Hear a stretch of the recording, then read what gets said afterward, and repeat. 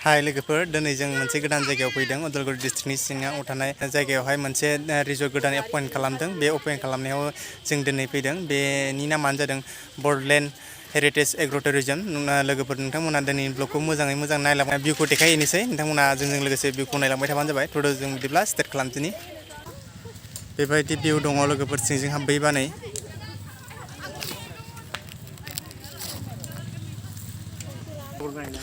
लोगोफोर जों नै दायो दावखोलांबाय गोजौआवहाय मेन स्टेजआवहाय गाहायनिफ्राय बेबायदि लामा दङ सर्टकाट बे सर्टकाट लामाजों जों थांगासिनो आरो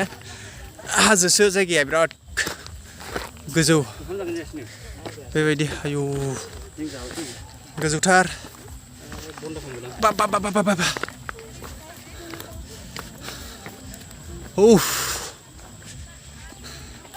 नै बिथिं गाहायथिं बेफोरबायदि गाखोबोदों नुदों नोंथांमोना गोजौआव थांनि बे सर्टकाट लामा बेजोंबो फैनो हायो ओमफ्राय थाबायनानै फैनो हायो बेजों ओमफ्राय जुदि गारि कार लाबोयोबा बाइक लाबोयोबा बै मोनसे लामाजों थांनांगोन आरो बे साइडआव बहुत केबिन दङ नै केबिन दं सना केबिन बिराद गोजौ जायगा मेंबाय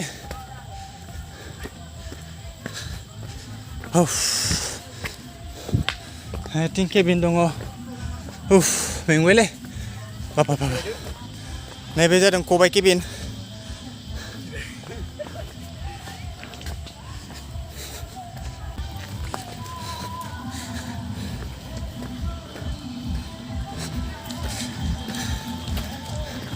Everyone, दिनै जों मा जायगायाव फैदोंमोनलाय आं मिथिया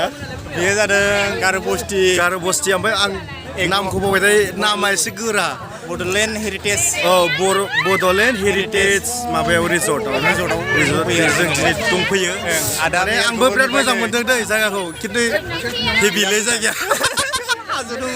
बार खोलो खोलो बारबाय थायो कापोल्सफोरनि थाखाय थिग मोजां मोनदों नंगौ बे बाथ्राया आदाया मोजां खोथाखौनो बुंबाय ओमफ्राय लोगो मोननानै बिराद मोजां मोनबाय दिनै रियेलावहाय आदाखौ सलिड नांबाय दिनै ओमफ्राय बहानिमोनलाय आं रौतानि आदा रौतानि अके बारा गोजाननि नङा गोजोननाय मोनबाय जों दासो रियेलाव लोगो मोननानै दासो ना आदायाथ' दासो लामायाव गोलोमबाय बिरादनो रेस्ट लानि दसे रेस्ट लादो नै जों बुटका मास्टारजों आइसक्रिम जाबाय गरमथार बिराद गरम बुटका मास्टारासो जाहोदो बुटका मास्टारासो जाहोदो दे मोजां जादो एसे खामरगोन दै मादै गरमथार लोगोफोर ओंखायनो नै आइसक्रिम जाबाय एसे थान्दा जानायनि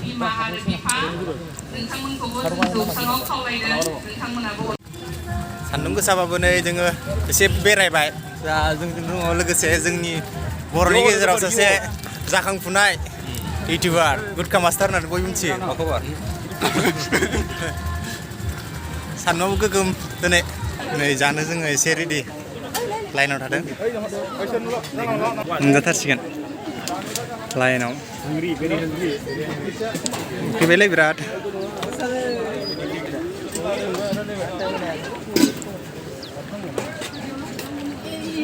जाबाय एसे पकादो Menjima? Les, bakal ada spon nanggung.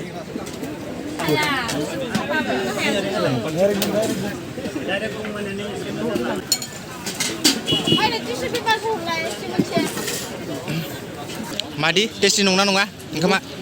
नंगौ ना मा जाखो नोङो अमा बेदर बयलार दालि बरिया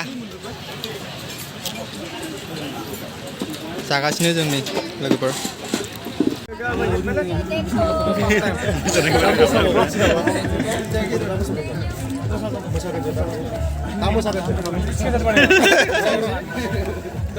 आदा बेरा दा मोसागोन जोंहा गोजौआवहाय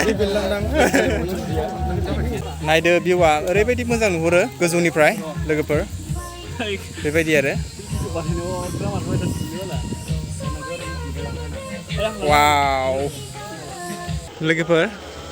बडलेण्ड हेरिटेज एग्र' टुरिजमनि भिउआ बेबायदि गोजौनिफ्राय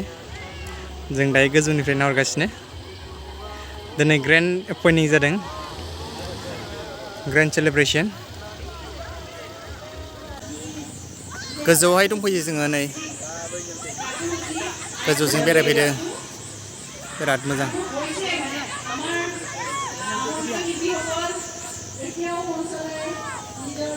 बे साइडआव गथ'फोर गेलेग्राफोर दङ लोगोफोर नै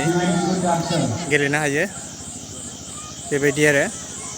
दिरुंजों बानायनाय ओमफ्राय बिदि आरो नोंथांमोननि मेम्बार्स अनलाइन मेम्बार्सफोर मोनगोन बेबायदि नुथायखौ नुनो मोनगोन लोगोफोर दायो नामजों लोगोसे जों लेंहरखानोसै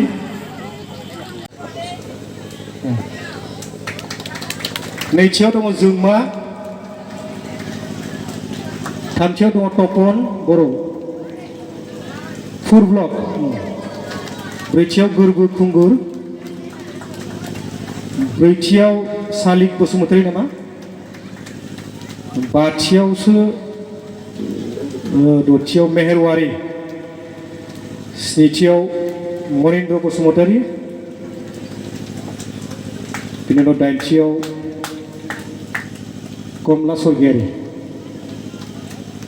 गुथियाव दङ Francis Basumatary FXV art gallery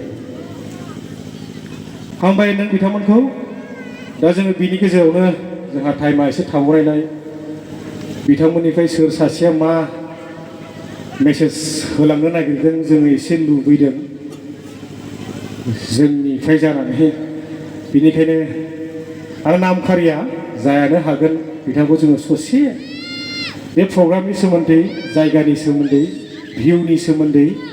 माबाफोर मेसेज दङबा जोङो होलांनो थाखाय गुरै खावलायबाय आंथ' सेलेक्टआ फंबाय एनिथिं एमसि जास्ट मिनिटल' होनांगौ ना गाबोन मिनिनोसै बिराद मेंबाय खोमा मानसिफ्रा बरिं मोनथारबाय आं माथो रावबो गैला ओंखायनो आंबो मिनिहोनो गोसो गैथ'ला दाहाय मिनिनोसै खोमा मोनाफ्राव दा जानायाबो हजम जायाखै नालाय बिदि दाहाय मिनिनोसै ना दाहाय लोगो मोनगोन बयखौबो दे मानसिफ्रा खमथार बिदिबादि इन्टारेस्ट मोनलायलाङा आंहा गोसोआ हामबायसै जिखुनु बिराद गोजोननाय मोन्दों जोंहा दानि गोदान माबायावहाय टुरिस्टआवहाय फैनानै बिराद गोजोननाय मोन्दों आरो बयखौबो फैनानै गोबाङानो बाव लैहोर लैहोर बाहागो लादों बेखौ नुनानै बिराद मोजां मोन्दों आंनिफ्राय थेंक इउ आंबो इसिबां बिदि स्पिचबो होफेराखै नालाय दा हामबायसै रोजा रोजा साबायखर लोगोफोरजों बेरायखांबाय दायो ओमफ्राय दायो थांफिनसै मोनाबायबो दायो माखासे इउटुबारफोरखौ लोगो मोनबाय आदामोनखौ ओमफ्राय दायो जों थांफिनसै आरो दा भिडिअखौ जोबजासिम नायनायनि थाखाय लोगोफोरखौ बयनिसिमबो साबायखर जासिहरनाय जाबाय दिनैनि ब्लगखौ नायनायनि थाखाय बेबायदिनो आंनि ब्लगखौ मोजां मोनोब्ला आंनि भिडिअखौहाय लाइक खालामहर लोगोसेनो साबस्क्राइब खालामाखैबा साबस्क्राइब खालामनानै हो आंनि चेनेलखौ बेखिनिखौनो बुंनानै दिनैनि ब्लगखौ बेयाव फोजोबनाय जाबाय गाइस थेंक इउ